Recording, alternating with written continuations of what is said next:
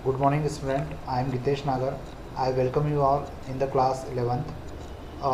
आप सभी ने आईपी सब्जेक्ट को चूज़ किया है। मैं आपको आईपी के बारे में कुछ बताना चाहता हूँ।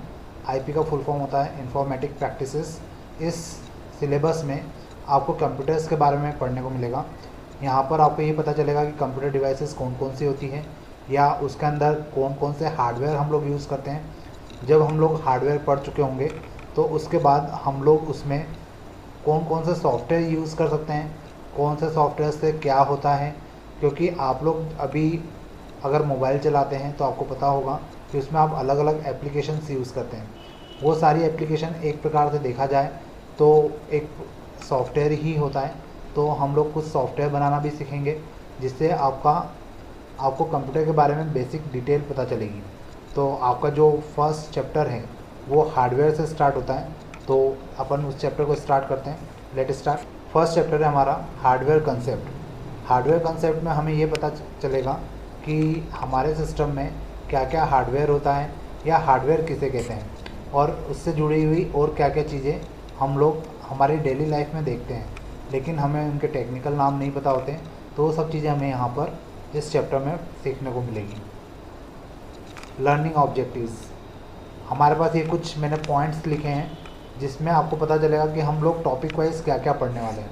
सबसे पहले हम लोग देखेंगे functional unit of computer. Computer को चलाने के लिए हमारे पास फंक्शनल यूनिट कौन कौन सी होती है। फिर उसके बाद हम लोग देखेंगे कि उसके अंदर एक प्रोसेसिंग यूनिट होती है। फिर प्राइमरी मेमोरी की बात करेंगे। फिर इनपुट डिवाइसेस की बात करेंगे। इनपुट डिवाइसेस में से कुछ डिवाइसेस आपको पता है और कुछ डिवाइसेस मैं आपको बताने वाला हूँ। उसके बाद फिर हम लोग वेरियस आउटपुट डिवाइसेस के बारे में बात करेंगे। नेक्स्ट टॉपिक हमारा होगा secondary storage unit. Secondary storage unit क्या होता है या इसका क्या यूज़ है। इसके बाद कम्युनिकेशन बसेस एंड पोर्ट्स के बारे में बात करेंगे। फिर कंप्यूटर्स के अलग अलग टाइप्स होते हैं तो हम लोग कंप्यूटर के टाइप्स की बात करेंगे। और उसके बाद थोड़ा सा लीक से हटकर हम लोग ये देखेंगे कि ई वेस्ट और डिस्पोजल क्या होता है, जो आज की लाइफ में बहुत ज़रूरी है। और फिर हम लोग थोड़ा सा हिस्ट्री में जाएंगे जहाँ पे हम लोग देखेंगे इवोल्यूशन ऑफ कंप्यूटर्स। कंप्यूटर का इवोल्यूशन कैसे हुआ या कंप्यूटर हमारे सामने किस प्रकार से आए।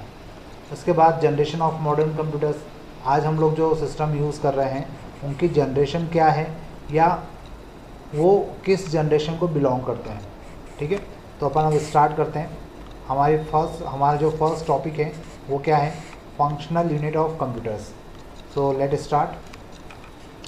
सबसे पहले हमें ये समझना होगा कि कंप्यूटर होता क्या है। A computer is an electronic device.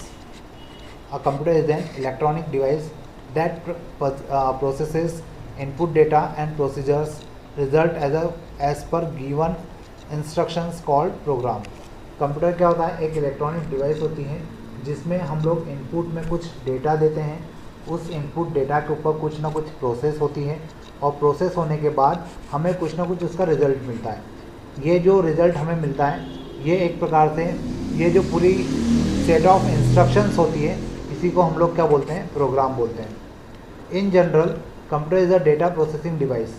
अगर हम जनरली इसको समझना चाहें या समझाना चाहें तो हम लोग इसको क्या बोल सकते हैं, ये एक प्रकार से डेटा प्रोसेसिंग डिवाइस होती है which convert data into information, जो डेटा को इंफॉर्मेशन में कन्वर्ट कर देती है एट वेरी हाई स्पीड, जबकि स्पीड बहुत तेज़ होती है। मतलब कंप्यूटर को हम लोग एक जनरल टर्म में किसी को समझाना चाहें तो हम लोग क्या बोलेंगे, ये एक डेटा प्रोसेसिंग डिवाइस है जो डेटा को इंफॉर्मेशन में बहुत तेज़ स्पीड से कन्वर्ट कर देती है।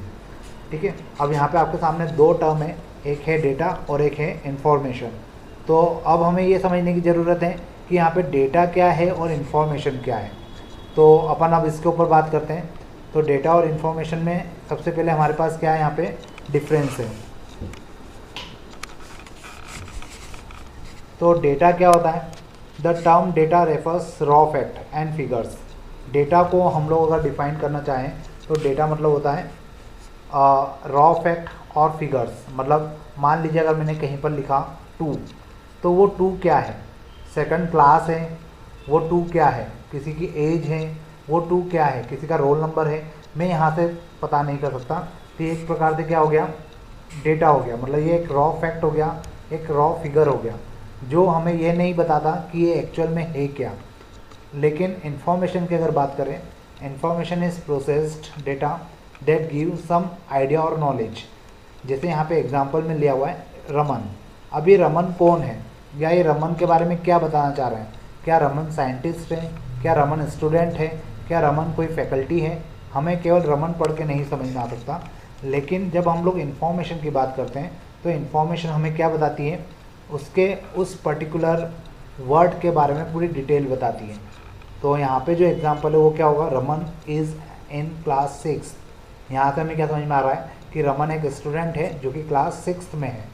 तो इस प्रकार से हमें ये बात समझ में आना चाहिए कि डेटा मतलब क्या होता है, एक रॉ फैक्ट होता है या एक फिगर होता है जिसको हम प्रोसेस कर कर इंफॉर्मेशन में कन्वर्ट करते हैं। उसके बाद सेकंड पॉइंट है, data is irrelevant to the user because data alone can not give any conclusion. Data जो होता है वो इररिलेवेंट होता है यूज़र के लिए, क्योंकि केवल डेटा से हमें ये नहीं समझ में आ सकता कि वो डेटा हमें बताना क्या चाहता है या हम उसका क्या मीनिंग निकालें। लेकिन जब हम इंफॉर्मेशन पढ़ते हैं तो इन्फॉर्मेशन हमेशा मीनिंगफुल होती है या वो यूज़र को इजीली समझ में आ सकती है।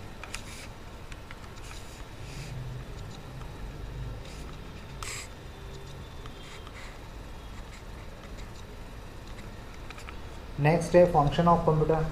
कंप्यूटर के क्या क्या फंक्शन होते हैं, या हम लोग जो कंप्यूटर पढ़ते हैं तो उसमें हमें क्या क्या फंक्शन देखने को मिलते हैं। तो यहाँ पे कुछ मेजर फंक्शन मेंशन किए गए हैं। फर्स्ट है इट एक्सेप्ट डेटा और इंस्ट्रक्शन एज इनपुट। यहाँ पर जब कंप्यूटर की बात होती है तो कंप्यूटर या कोई सी भी डिवाइस, मैं यहाँ पे अगर कंप्यूटर वर्ड यूज़ कर रहा हूँ या सिस्टम वर्ड यूज़ कर रहा हूँ तो आपको ये बात समझ में आना चाहिए कि यहाँ पे कंप्यूटर से मतलब आपका मोबाइल भी है, आपका टैबलेट भी है, आपका लैपटॉप भी है, आपका डेस्कटॉप भी है। ये चीज़ें सारी डिवाइसेस पे एप्लीकेबल होगी। तो इट एक्सेप्ट डेटा और इंस्ट्रक्शन एज इनपुट। कंप्यूटर क्या करता है, डेटा और इंस्ट्रक्शन को एक्सेप्ट करता है और उसको क्या कहा जाता है, इनपुट कहा जाता है। It processes data as per instructions. जो इंस्ट्रक्शन हमने दी होती है उस इंस्ट्रक्शन के बेसिस पर डेटा प्रोसेस होता है। It gives result information as output. हमने इनपुट में क्या दिया था, डेटा और इंस्ट्रक्शंस दिए थे, और output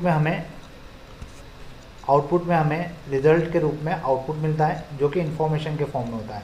it controls operation of a computer. यहाँ पर जो कंप्यूटर है उसका एक काम और होता है कि यहाँ पे जितने भी ऑपरेशन परफॉर्म हो रहे हैं उनको कंट्रोल करने का काम भी कौन करता है, कंप्यूटर करता है।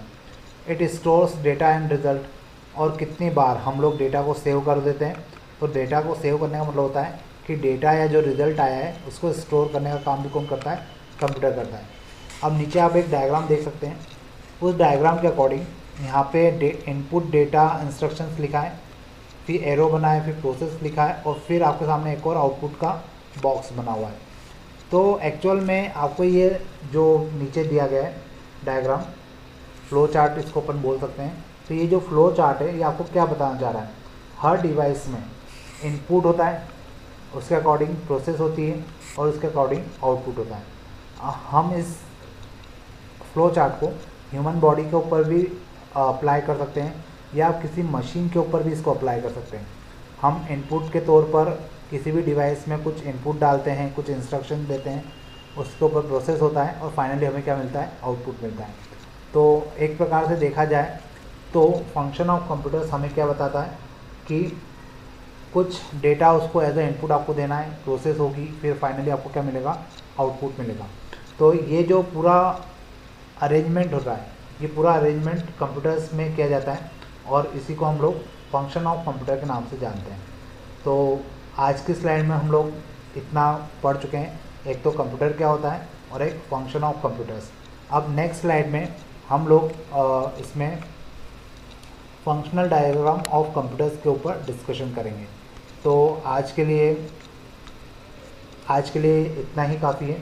नेक्स्ट स्लाइड में अपन फंक्शनल यूनिट ऑफ कंप्यूटर्स के बारे में बात करेंगे, उसके डायग्राम के बारे में जानेंगे और वो कंप्यूटर कैसे काम करता है उसको देखेंगे। Thank you.